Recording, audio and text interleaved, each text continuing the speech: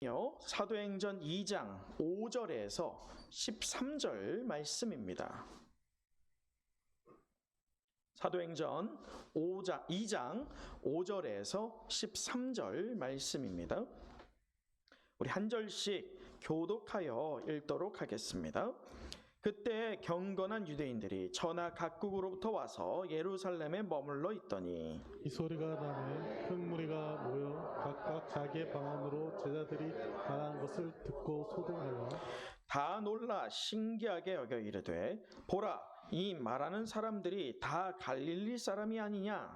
우리가 우리 각 사람이 난 곳 방언으로 듣게 되는 것이 어찌 됨이냐. 우리는 바데인과 메데인과 엘람인과 또 메소보다미아 유대와 갑바도기와 본도와 아시아 루기아와 밤빌리아 유레네 가져온 리비아 여러 지방에 사는 사람들도 로마로부터 온 나그네 곧 유대인과 유대교에 들어온 사람들과 그레데인과 아라비아인들이라. 우리가 다 우리의 각 언어로 하나님의 큰 일을 말함을 듣는도다 하고 다 놀라며 강화하여 서로 이르되 이 어찌 된 일이냐. 함께 읽겠습니다. 또 어떤 이들이 조롱하여 이르되 그들이 세술에 취하였다 하더라. 아멘. 네, 사랑하는 우리 은성의 영가족 되는 성도 여러분, 우리 누가가 기록한 누가복음에 이어서 사도행전을 통해서요, 하나님이 원하시는 이 새로운 시작이 무엇이며 또 하나님 나라의 일을 우리가 어떻게 이 시대에 감당해야 할지를 사도행전을 통해서 우리가 계속 살펴보고 있습니다. 지난주 설교 잘 기억하시는지 한번 하나 질문을 드려보도록 하죠. 여러분, 지난주에 설교 시작하면서 질문 하나를 드렸던 걸 기억하실지 모르겠어요. 그 성도는 성도를 성도답게, 교회를 교회답게 하는 요소가 있다라고 한다면 그것이 무엇이겠습니까? 라고 하는 질문이었어요. 혹시 그 대답을 기억하시나요? 무엇이었죠?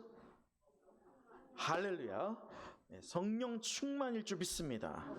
그 성령 충만, 성령의 임재가 있느냐 없느냐에 따라서 우리가 어디와 구별된다고 했습니까? 세상과 구별된다고 했어요.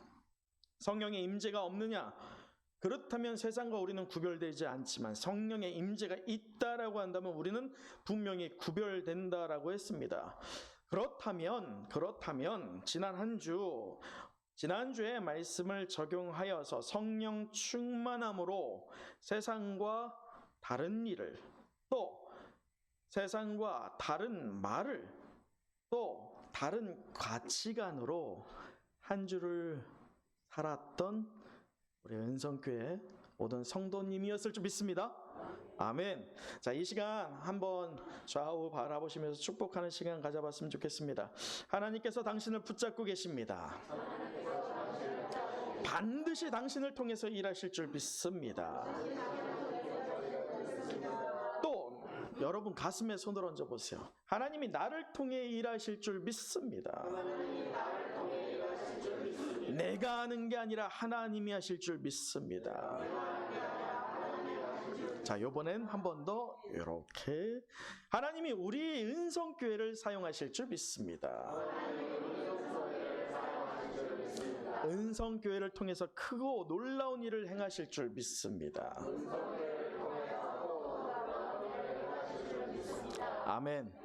우리의 이 입술의 고백이요, 그냥 하는 게 아니에요. 입술의 고백이 하나님이 듣고 하나님께서 그 열매를 우리에게 맺게 하실 줄 믿습니다. 사랑하는 은성교회 성도 여러분, 오늘 본문을 이야기에 앞서서 먼저는 우리 지난주 본문되었던 2장 1절부터 4절을 다시 한번 좀 살펴봐야 할 필요가 있을 것 같습니다. 여러분, 성령이 오심으로 새로운 시대, 즉 신약 시대가 열렸어요. 자, 구약 시대의 대표는 무엇인가요? 구약 시대라고 하면 딱 이게 하나가 나오죠. 그게 뭐예요? 율법. 그렇죠. 또 율법 말고 우리가 하나님께 나아가는 방법. 그게 뭡니까? 제사예요. 구약하면은 제사입니다. 그러나 피의 제사죠. 제사를 우리가 드리진 않기 때문에 우리나라가 드리는 그런 제사가 아니죠. 동물을 도축하는 거예요. 실제로 전승에 따르면 이 제단에는 피비린내가 진동했다고 합니다. 왜냐하면 한두 마리 잡는 게 아니잖아요. 그리고 뭐 1시간 그게 아니에요. 하루 종일 계속 제사를 드리는 끊임없는 줄들이 있고 끊임없는 제사가 있었기 때문에 피 냄새가 진동했고, 어떤 면에서 보면 굉장히 잔인한 장면들이 계속 연출되었을 겁니다. 그렇다면 이 제사라고 하는 것들이 이제는 신약 시대가 되면서 제사가 무엇으로 바뀌게 됩니까? 예배. 근데 그 예배에는 뭐가 있어야 돼요? 바로 성령이에요. 그래서 이 신약 시대에는 성령의 충만함으로, 그냥 예배가 아니에요. 그냥 예배를 보다라고 하는 건 잘못된 것이죠. 예배를 보다라고 하는 건 마치 내가 관람객이 되어서 시청자가 되어서 어떻게 하는지 보자라고 하는 거잖아요. 그건 예배가 아닙니다. 예배는 상호 교류예요. 누구와? 하나님과예요. 내가 지금 다수와 함께 있다 할지라도 정작 하나님과 예배를 드릴 때는 1대1이라는 거예요. 우리가 착각하면 안 될 게 있어요. 교회에서 같이 예배를 드린다고 해서 우리 교회가 드려지는 예배가 나의 예배냐? 아닐 수 있다는 거예요. 우리 교회가 드려지는 예배가 있겠지만 정작 하나님께서 집중하시는 예배는 누구와 드리는 예배? 나와 드리는 예배예요. 결국 하나님과 우리의 관계는 1대1이라는 것이죠. 그렇게 우리에게 무엇이 있어야 된다는 겁니까? 우리가 죄성이 있기 때문에 성령이 있지 않으면 아무리 예배적인 형식이 있다 할지라도 하나님과 교류가 됩니까? 안 됩니까? 안 되기 때문이에요. 그런데 이 신약 시대에는 예수님께서 우리를 위해서 피로 제사를 단번에 드리셨어요. 한 번으로 영원한 제사를 드리게 됐다는 것이죠. 그의 피 흘림의 대속의 십자가로 말이지요. 그렇기에 우리가 오늘 이 예배 가운데에서도 제사가 아니라 성령의 충만함으로 내 주가 세상이 아니라 다른 어떤 사람이 아니라 예수님 되셨을 줄 믿습니다라고 하는 믿음의 고백으로 이 자리에 나온 저와 여러분 되기를 간절히 소망합니다. 그 예배가 진정 생명력 있는 예배라는 것입니다. 자, 신약 교회에서 성령의 임재가 있었는데, 자, 오늘 지난주일 우리가 살펴본 것처럼 오순절 날에 허락되었던 이 성령의 임재의 핵심이 무엇이라고 했어요? 성령이 임재해요. 근데 이 성령의 임재에서 지난주에 이 한 단어를 제가 포인트로 찝어서 강조했어요. 우리 온유 얘기를 하면서 무엇이었던지 혹시 기억하십니까? 성령이 임재하는데 분명히 우리한테 뭐가 발생이 돼야 돼. 성령이 임재를 했다면 충만함. 여러분, 성령의 충만함을 얘기할 때 지난주에 이 충만함이 어떻게 해석된다고 했어요? 이 잔에 물이 간당간당 조금만 움직여도 어떻게 돼요? 물이 흐를 정도로 툭 치면 물이 흐르는 것, 그게 바로 충만이에요. 그렇다면 성령의 충만한 성도가 세상이 또는 교회에서 또는 내가 맺고 있는 관계에서 누군가 나를 툭 쳤을 때 내게서 뭐가 나와야 된다는 거예요? 바로 예수의 증인으로서의 성령 충만함으로 예수가 나의 구주이고 너 또한 예수께서 구원할 거야 라고 하는 복음이 나와야 한다라고 우리가 지난주에 말씀을 나눴습니다. 기억하시죠? 아멘? 네, 저만 아나? 아니겠죠? 네. 자, 여러분, 그렇다면 이 성령의 임재가 있었던 사도행전 2장 지난주 말씀 나눈 것처럼요, 굉장히 논쟁이 많아요. 왜냐? 이 자리에는 우리가 오순절 계열의 성도분들이 없지만 오순절 계열에서 따져봤을 때는 굉장히 논쟁이 많습니다. 어떻게 보면 우리 장로교 합동은 좀 보수적이죠. 그러다 보니까 이 사도행전 2장에 대해서 반대로 좀 냉랭하게 받아들일 경우가 있어요. 오늘 이 2장을 우리가 계속 살펴보면서 지난주에 우리가 이 흐름에서 따라서 이 성령의 임재 사건이 갖는 의미에 대해서 지난주에 살펴봤다면 이번 주에는 이 성령의 임재 중에서 마가의 다락방 몇 명이었어요? 120명 빼고, 오늘은 120명 빼고 그 현장에 있었던 사람들을 바라볼 겁니다. 그리고 이 성령의 임재가 결국 궁극적으로 우리에게 요구하는 바와 또 그 성령의 임재로 충만해졌을 때에 성도와 제자들이 보여줬던 어떤 열매들, 그 결과물들이 무엇인지를 살펴보고 우리에게 적용해보는 시간을 갖기를 원합니다. 먼저 우리 지난주 본문이긴 하지만 4절을 다시 한번 읽어봤으면 좋겠어요. 2장 4절입니다. 시작. 그들이 다 성령의 충만함을 받고 성령이 말하게 하심을 따라 다른 언어로 말하기를 시작합니다. 자, 성령 충만, 어떤 물이 가득 넘치도록 따라진 컵이 조금만 건드려져도 물이 밖으로 넘어지는 것처럼 성령의 충만은 내가 조금만 자극을 받아도 예수 그리스도가 남아야 되는 것이라고 말했습니다. 그래서 성령 충만으로 가득 차 있어서 예수의 증인으로서 복음이 삶의 전 영역에 넘실대다 못해 밖으로 흘러나오는 것이 바로 축복의 성도요, 예수의 증인되는 성도의 교회와 모습이라는 것이죠. 그래서 이 성령의 충만, 이게 어떤 은사에 대해서 우열을 가림으로 스스로 높아지는 도구로 쓰여질 때가 있다는 거예요. 자, 여러분, 방언이 오늘 나오기도 하고 성경에 보면 많은 은사들이 나옵니다. 그 은사들은 한결같이 하나님께서 주신 선물이지요. 내가 요구해서 하나님께서 주시는 경우가 있냐? 아니에요. 성경은 그렇게 말하지 않아요.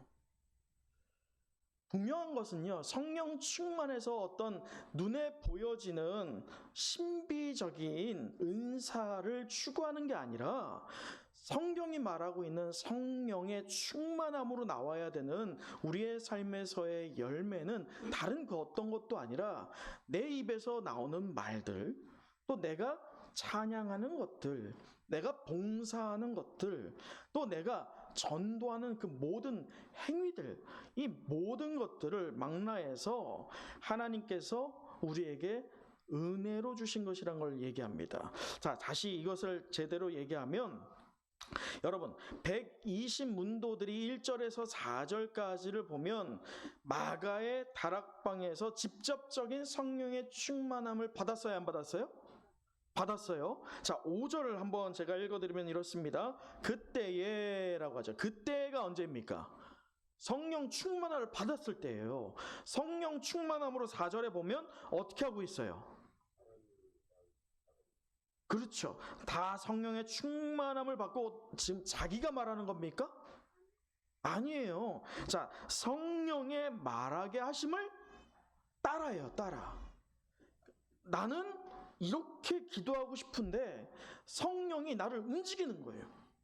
그래서 내 입에서 나오는 말들이 내가 의도한 말이 아니라 성령께서 의도하는 말들이죠. 때때로 제가 말씀을 증거할 때도 비등한 경우들이 있어요. 어떤 경우냐면 분명히 제가 설교 이렇게 원고를 준비합니다. 근데 때때로는 원고대로 나가질 않아. 속으로 제가 막 이렇게, 여러분은 모르겠지만 막 설교를 하면서 여러분 막 은혜 받을 때도 있잖아요. 그럴 때면 제가 속으로 어떤 이 느낌이 있게 되냐면 이거 왜 이런 말이 나오지? 이거 아닌데 왜 이러지? 하다 보면 이 설교를 하면서 가장 은혜를 누가 받을까요? 제가 받아요. 왜냐면 제가 말하는 게 아니거든. 원고에도 그게 없는 거예요. 하나님이 끌고 갈 때가 있는 거예요. 그게 바로 성령의 충만함이죠. 성령의 충만함은 다른 게 아니에요. 방언이나 어떤 기적적인 은사들이 아니라 우리의 삶에서 자연스럽게 나오는 모든 것들을 말합니다. 그래서 오늘 보면 이 5절에 동시간대에 어떻게 되느냐, 5절을 다시 보면 이래요. 그때에 경건한 유대인들이 천하 각국으로부터 와서 예루살렘에 머물러 있더니 라는 말을 합니다. 여러분, 이 말씀에서 보면 누가가 분명히 의도가 있어요. 1절에서 4절까지는 누가가 지금 누구에게 한정해서 이 성경을 끌고 가고 있습니까? 120문도예요. 근데 5절부터는 그 눈을 살짝 틀어요. 그리고 더 열어요. 그 주위에 있는 사람들도 있었지만 그 주위에 있으면서도 그 은혜함, 성령의 임재를 경험하면서도 성령 충만하지 않아진 사람들을 조명하고 있습니다. 그러면서 우리에게 깨달음을 주고 있다는 것이죠. 자, 그런데 여기에서 이 경건한 유대인들이 과연 누구냐?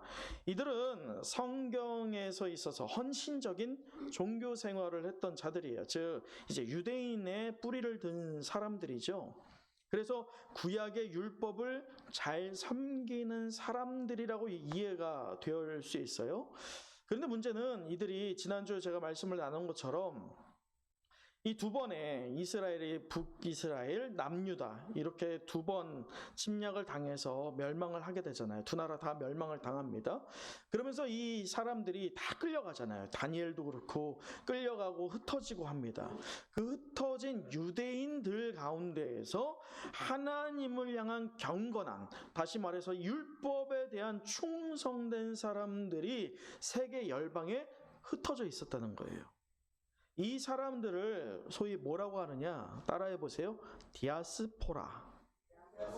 디아스포라라고 해요. 디아스포라가 뭐냐면 흩어진 유대인들이라는 뜻입니다. 하나님께서 유대 민족을 흩어버렸어요. 세계 열방에 말이죠. 그들이 지금 한 자리로 모이고 있습니다. 왜 모인다고 했어요? 지난주 말씀 기억하십니까? 무슨 날이기에? 오순절이기에.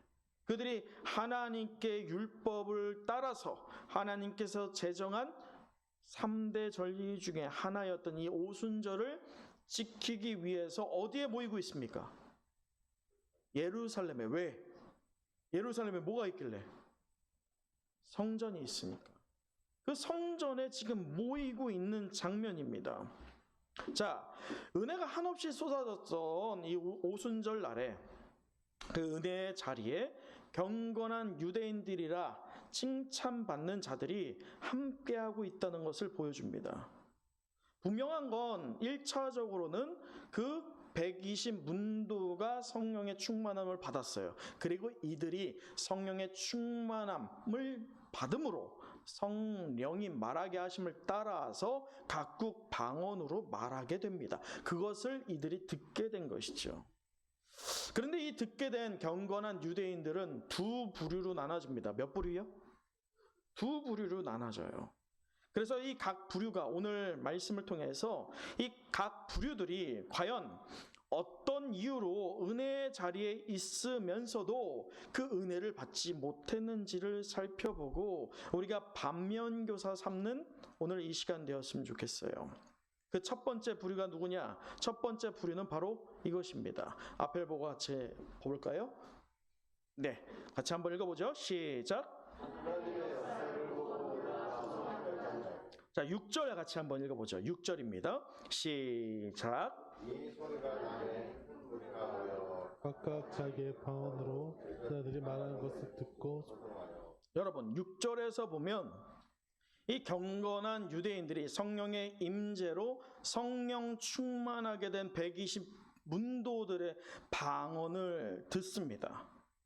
이에 대해 어떤 반응을 보이고 있어요? 우리 말씀을 자세히 보세요. 3단 콤보가 나옵니다. 7절 이렇게 기록되어 있죠. 6절과 7절이에요. 자, 6절 마지막에 말하는 것을 어떻게 돼요? 듣고 소동해요. 첫 번째, 듣고 소동합니다. 이 소동이 뭐냐면 난리가 난 거예요. 소위 난리가 났다는 겁니다. 이게 과연 무엇이냐 이런 난리죠. 그 첫 번째 반응이 듣고 소동했다는 거예요. 그리고 7절에 보면 두 번째로 어떤 반응을 합니까? 다 놀랐어요. 듣고 난리가 나면서 다 놀랬다는 거예요. 이 놀란 것은 그냥 어머 깜짝이야 이게 아니에요. 영적인 부분에서까지 놀람을 갖게 된 것이고 인간적인 부분에서의 놀람도 포함을 합니다. 마지막 세 번째는 어떤 반응이었어요? 다 신기하게 여겼다라고 합니다. 여러분, 이 경건한 유대인들은 분명 메시아를 기다렸던 사람들이었지만 그리스도 되시는 예수님을 영접하지 않고 오히려 십자가에 예수님을 달아 죽였던 자들이죠. 그랬던 그들이 이제는 예수님을 구경했던 자들이 이제는 그의 제자들이 방언하는 것을 어떻게 하고 있어요? 또 구경하고 있어요. 안타까운 현실이에요. 분명히 그것을 보면서 구경하다가 그 놀라운 반응들을 한 다음에 어떤 적용이 있고 결과물들이 있었어야 되지만 결코 없다는 것이 오늘 말씀에 보여집니다. 여러분, 이 집중하여 구경하고 있는 것, 이 무엇이냐? 성령이 대체 왜 임하고 있는지, 또 성령이 임한 결과가 어떠했는지에 대한 관심이 있어요, 없어요? 성령에 대한 건 관심이 없습니다. 결과에 대한 것만 관심을 두고 반응하고 있다는 것이죠. 여러분, 이런 현상들이 오늘 교회에도 비등하게 나타납니다. 왜 믿는 성도와 교회에게 이 성령의 충만함이 필수적인지에 대해 관심 갖기보다는 눈에 보여지는 은사가 더 사람들에게 인정받아야 안 받아요? 소위 우리가 금요 성령 집회를 할 때 누군가가 방언을 한다고 생각을 해보시죠. 여러분들은 기도를 하면서 두 가지 반응이 나와요. 하나는 좀 시끄럽다. 그 반응이 나오기도 합니다. 다른 두 번째는 뭘까요? 어머 뭐라고 하니? 이런 거예요. 방언에 대해서 그냥 그것도 기도인데 흘려보내면 되는데 그것이 뭔가 더욱더 특별해진 것처럼 보여지고 또 우리도 반응해서 놀라는 것들이 일어나기도 합니다. 그러다 보니 이 성령 충만함을 여러분, 세상은 이때까지 교회에 호의적인 적이 없어요. 성령 충만함을 받는다 해도 전혀 호의적이지 않을 겁니다. 세상은 그렇게 원래부터 해왔기 때문에 그렇게 우리가 생각을 하자고요. 문제는 교회 안에서도 구경꾼들이 있더라는 거예요. 성령 충만해서 교회 안에서 하나님 나라에 대해서 또 말씀에 대해서 집중해야 되는데 그게 아니라 예배가 다만 어떤 형식에 지나지 않는 또 봉사가 그냥 나의 열심인 것들 더 나아가서 안타까운 상황이 뭐냐. 더욱더 안타까운 것은 교회가 무엇을 하려고 하면 이건 저래서 안 되고 저건 이래서 안 되고 그렇게 반대하는 성도들이 더러 있다는 거예요. 왜 이들이 구경꾼으로 전락했냐? 결국 원인은 하나입니다. 무엇이 없었기 때문입니까? 성령의 임재가 없었기 때문이에요. 그래서 성령이 무엇인지를 알지도 못하는 것뿐만 아니라 관심이 없다는 것이죠. 여러분, 방언은 되게 알아들을 수 있어요, 없어요? 여기서 방언하시는 분 손들어 보세요라고 하면 서로 부끄러워지죠. 방언을 못 알아듣기 때문에 방언에 있어서는 반드시 이것도 있어야 된다라는 말들을 합니다. 그게 뭡니까? 통역의 은사이지요. 이 신비의 어떤 영역이에요. 그러다 보니 방언이라는 영역이 말이죠.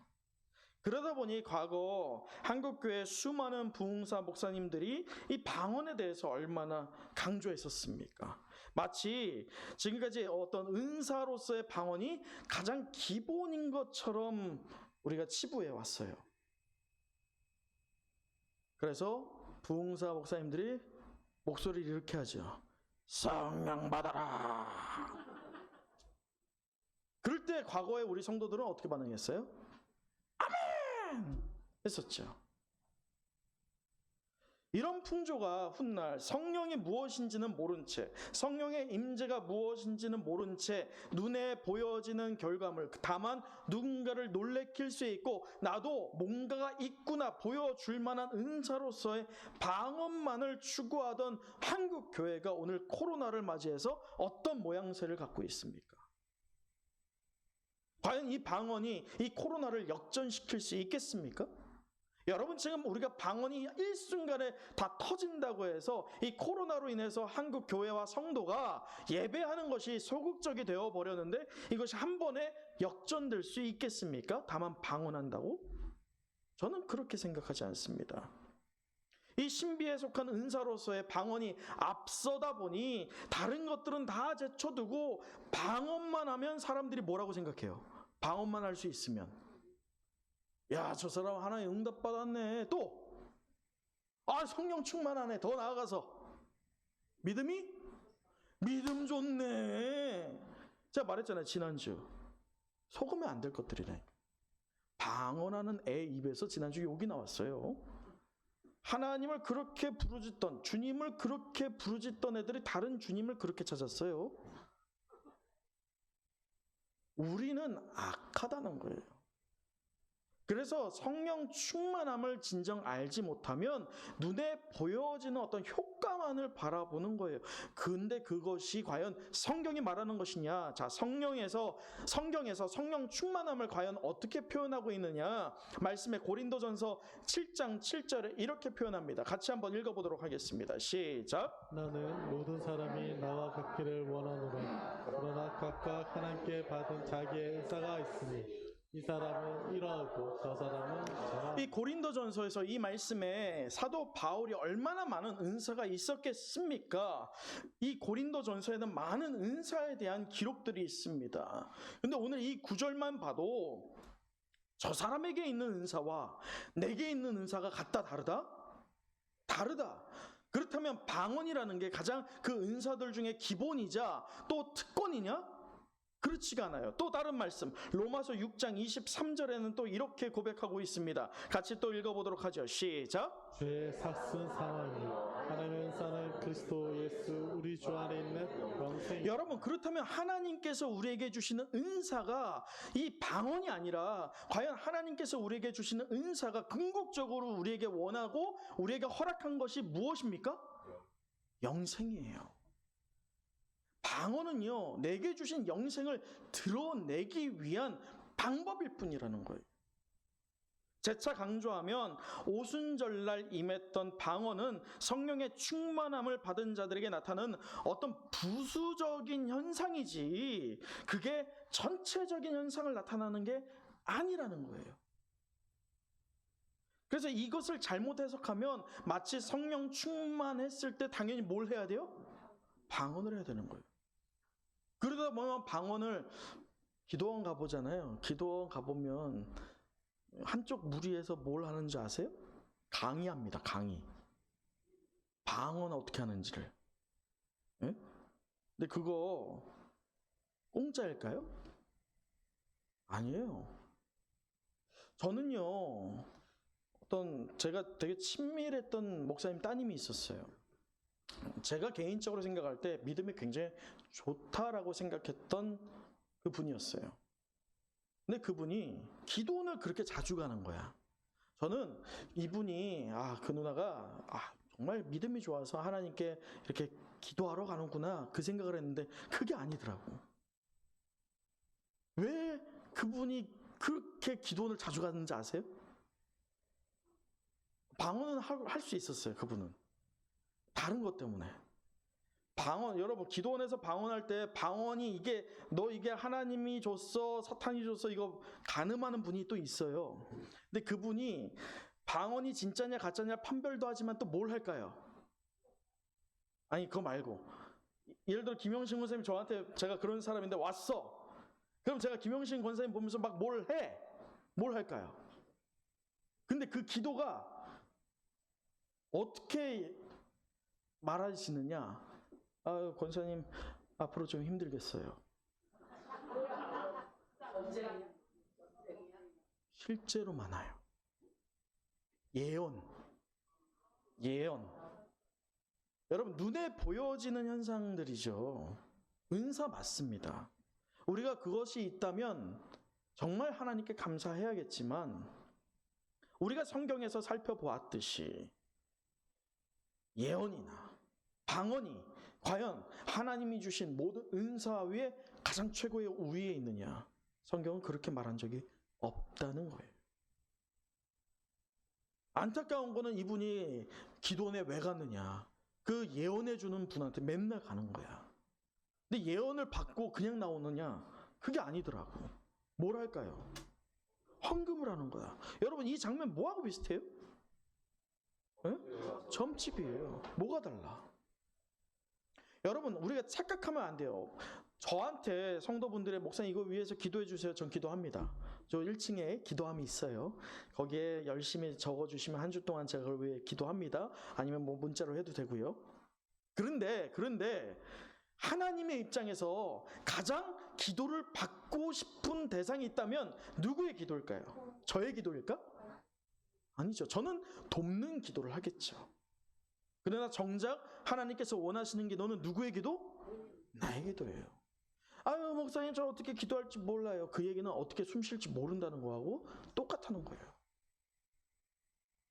사랑하는 성도 여러분, 오늘 가장 이 성령의 충만함을 받은 자들에게 나타난 가장 중요한 변화가 무엇이었냐? 방언하고 예언하고 어떤 은사적인 거, 그게 아니라 그들의 마음이 정결해졌다는 거예요. 무엇 때문에? 내게 무엇이 허락되었다? 하나님이 주신 영생이 허락되었기 때문에. 그래서 성령의 충만함에서 내가 죽을 자였지만 하나님이 내게 영생을 주셨기에 내가 가만히 있을 수 없는 거예요. 이걸 전할 수밖에 없는 거예요. 그게 진정 성경이 얘기하고 있는 성령의 충만함입니다. 그냥 놀라고 그냥 그렇게 반응만 하고 있다라고 한다면 아무런 역사가 일어나지 않아요. 둘째, 어떤 자들이 또 있느냐? 둘째 한번 볼까요? 자, 둘째는 바로 이런 자들입니다. 같이 한번 또 읽어보죠. 시작. 여러분, 경건한 유대인들이라 불리던 자들이 성령의 충만하심으로 성령이 말하게 하심을 따라 다른 언어로 말하게 되죠. 그런데 7절, 이들이 어떻게 반응하느냐? 7절을 보면 이렇게 반응합니다. 7절에 다 놀라 신기하게 여겨 이르되 보라, 이 말하는 사람들이 다 어디 사람? 왜 이게 나올까요? 갈릴리 사람이 뭐길래? 여러분, 갈릴리는 소위 지금 모여있는 장소가 어디입니까? 예루살렘이에요. 예루살렘은 소위 어디예요? 우리나라로 따지면 서울이에요. 서울 사람들이 지금 이 갈릴리 사람 아니야 라고 할 때 죄송해요. 우리 전사님이 통영분이에요. 네, 통영이 고향이거든.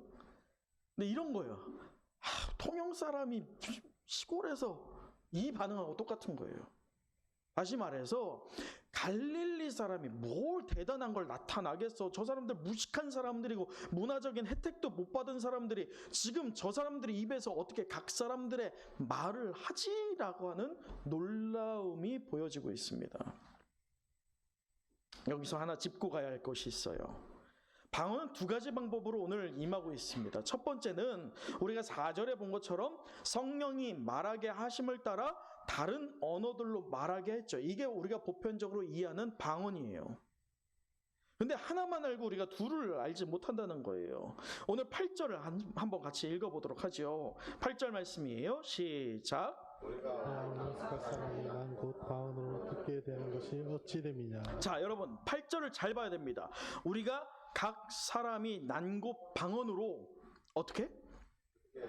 지금 누가 들은 거예요? 여러분, 성령이 임재해서 방언이 들려질 때에 두 가지로 임한다니까요. 누군가의 입을 통해, 우리 유용준 집사님의 입술을 통해서 방언이 나올 수도 있지만 다른 한편으로 어떻게 된다? 유용준 집사님은 그냥 한국말로 하는 거예요. 그냥 원래 기도를 하는 거예요. 그런데 이 기도를 누가 귀를 열어주시는 겁니까? 성령이 열어주시는 거예요. 그래서 자기의 나라의 말로 듣게 하시는 것이죠. 즉 성령의 충만으로 방언하고 방언 듣고 이게 중요한 게 아니라 어떤 현상적으로 반응하는 게 중요한 게 아니라 하나님이 원하신 것은 그 자리에 모든 자들이 똑같은 은혜 받기를 원했다는 것입니다. 여러분, 그게 바로 성령의 충만함이었어요. 근데 여기서 우리가 하나님이 우리에게 주는 영적 비밀이 하나가 있습니다. 이 누가를 통해서 성령의 충만함의 궁극적인 목적에 대해서 깨닫게 해요. 그것은 11절이에요. 우리 11절 읽어보도록 하죠. 11절입니다. 시작. 레데인과 라베인들이라 우리가 다 우리의 각 언어로 하나님의 큰 일을 말함을 듣는도다 하고. 여러분, 그렇다면 듣고 말하고 이게 중요한 게 아니라 결국 하나님께서 그 자리에 있는 모든 자들에게 하나님께서 원하셨던 것은 무엇입니까? 11절에 따라서 하나님의 큰 일을 알기를 원했다는 거예요. 하나님의 큰 일. 하나님의 큰 일이 무엇일까? 다음 주 베드로의 설교에서 계속될 예정입니다.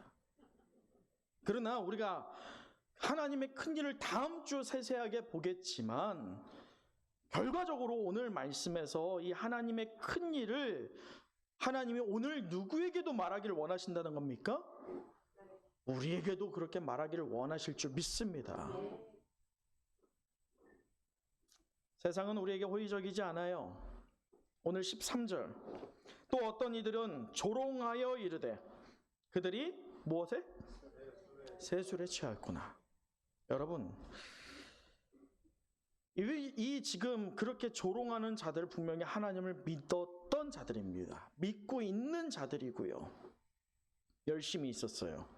예루살렘에 모일 정도로 말이죠. 그러나 그들은 정작 그들이 믿는 하나님의 능력과 역사를 분별하지는 못했습니다. 아니, 분별할 수 있는 능력이 없었어요. 무엇이 없었기 때문이죠? 성령의 충만함이 없었기 때문입니다. 세상은 하나님의 능력과 역사를 분별하지 못해서 하나님의 역사와 하나님의 능력을 체험한 성도를 향해서 조롱할 거예요. 오늘 우리에게 똑같을 겁니다. 그런데 우리가 가장 경각심을 가져야 되는 것이 무엇이냐? 가장 우리 교회들이 성도들이 갖고 있는 안타까운 문제가 무엇이냐? 교회 안에도 하나님의 기쁘신 뜻을 알지 못해서 그저 교회에서 하면 이건 안 되고 저건 안 되고 방해하고 말만 하고 구경만 하는 자들이 있더라는 겁니다. 여러분, 11월 첫째 주부터 새벽 기도와 금요 성령 집회를 재개하게 됩니다. 여러분, 어떤 마음으로 이것을 받아들입니까? 하나보다. 그것은 오늘 이 부류와 똑같아요. 내가 그 기도에 함께하지 못한다 할지라도 무엇만은 함께해야 됩니까?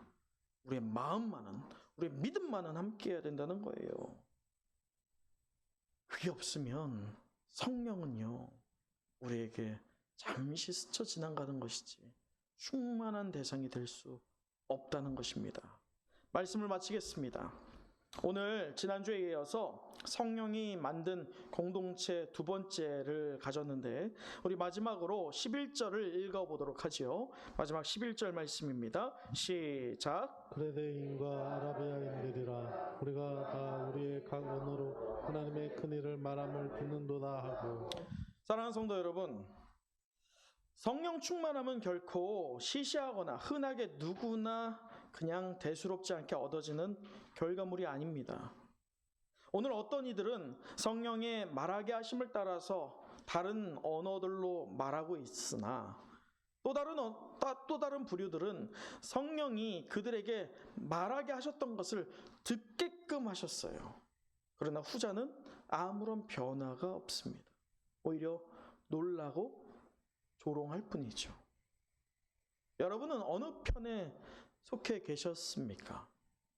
앞으로 여러분은 어느 편에 속해 계시겠습니까? 과거 세상은요, 우리가 예수 그리스도를 믿는 자들을 향해서 소위 이렇게 예수쟁이라는 말을 썼어요. 요즘 그런 말 들어보셨어요? 안타까운 현실이죠. 여러분, 예수쟁이라는 말이, 또는 말 잘한다고 해서, 말을 얼마나 이렇게 잘해요 우리가. 말 잘한다고 해서 말쟁이라고 했어요. 여러분, 그런데 예수쟁이인 우리 성도와 교회가 우리 안에 누가 있기 때문에 말을 잘하는 거예요? 성령이 있기 때문에 말을 잘하는 거예요. 내가 지식적으로 이거 이렇게 해서 이렇게 하면 저 사람 납득하겠지? 아니, 천만의 말씀. 전도해보면 알잖아요. 내가 준비한 게 없다 할지라도 성령이 나에게 임하시면, 성령이 충만하게 되면 내가 말하는 게 아니라 누가 말합니까? 성령이 말하는 거예요.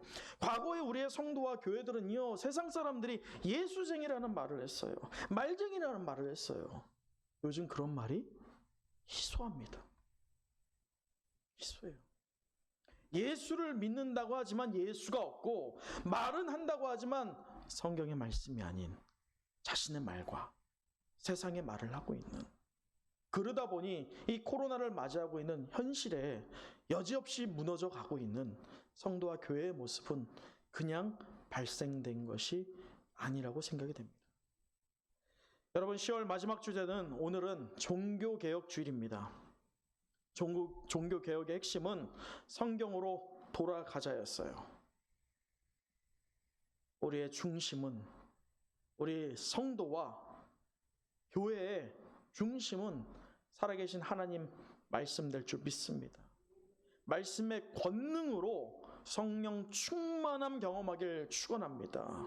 그 성령 충만함으로 나 혼자 잘 먹고 잘 사는 게 아니라 하나님 나라의 일을, 하나님 나라의 복음을 기꺼이 삶으로 드러내는 축복된 인생 누리는 저와 여러분 되길 간절히 사모합니다. 기도하겠습니다.